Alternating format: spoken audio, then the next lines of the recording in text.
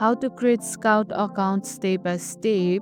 If you haven't downloaded the Skout app, open the Google Play Store and search for Skout and tap install. After you install the app, open the app. You will see the welcome screen with options to get started. Tap on it, and here you can create account using number, Google, Facebook, and Apple ID. Choose one of these and enter your credential. Now enter your first and last name. Continue.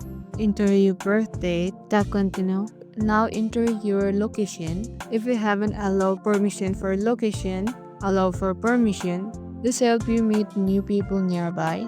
Add a profile picture. The better your photo, the more connection you will make. And boom, your account is created.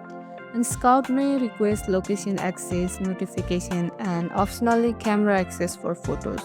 Granting permission help you find new people nearby and get updates. And that's it. If this video helped you, don't forget to like, share, and subscribe to our channel. And see you in the next video. And thank you for watching.